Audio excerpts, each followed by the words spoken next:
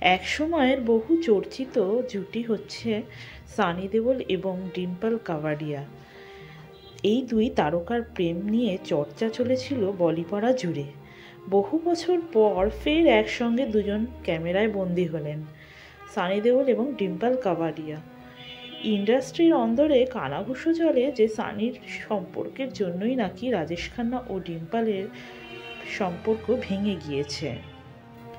এত বছর পর ফের আবার দুজনকে একসঙ্গে দেখা যায়। ক্যামেরা দেখে খানিকটা অস্বস্তিতে পড়ে গেল এই দুইজনে।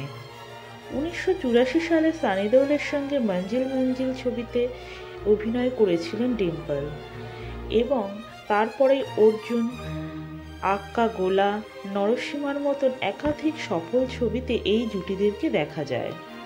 শোনা যায় যে সেই সময় থেকেই নাকি সানি এবং ডিম্পল কাভাডিয়া একে অপরের প্রেমে মজে গিয়েছিলেন। তবে পারিবারিক টানাপোড়েনের কারণেই নাকি তাদের সম্পর্কটা এগোতে পারেনি।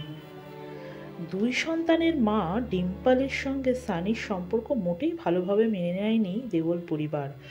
অভিনেতার প্রেমের গুঞ্জন সম্পর্কে জানতে পেরে বাড়ি ছেড়ে চলে যাওয়ার হুমকিও দিয়েছিল সানি দেওলের স্ত্রী। সানি এবং ডিম্পলের সম্পর্ক নিয়ে একসময় বলিউডে চলেছে জোর চর্চা।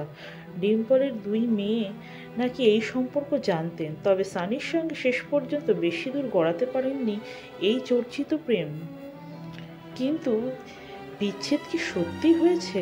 না, সেটা বলা অসম্ভব, কারণ এর আগেও বেশ কয়েকবার বিদেশে ক্যামেরাবন্দি হয়েছেন এই দুইজনে। সানির গদর 2 ছবিটি মুক্তি পাওয়ার পর প্রযোজকের সঙ্গেও দুজনকে দেখা যায়। এবার একসাথে চোখে ডাক্তারের কাছেও গিয়েছিলেন দুজনে। ডিম্পলের সানির চোখের চিকিৎসা একই ডাক্তারের কাছে দেখা যায়।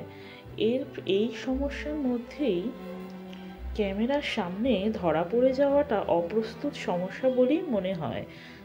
তাই কার্যত দুজনেই ক্যামেরা দেখে অপ্রস্তুত হয়ে পড়েন। তবে এর মাধ্যমে তো বোঝাই যায় সানি দেওল এবং ডিম্পলের সম্পর্ক এখনো অটুট রয়েছে।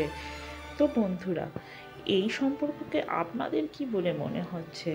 পুরনো প্রেম কি আবার এদের মধ্যে জাগরিত হয়েছে? অবশ্যই কমেন্টের মাধ্যমে জানান। আর হ্যাঁ, ভিডিওটি ভালো লাগলে অবশ্যই লাইক করুন, আর আমার চ্যানেলে নতুন দর্শক হলে সাবস্ক্রাইব করে নিন।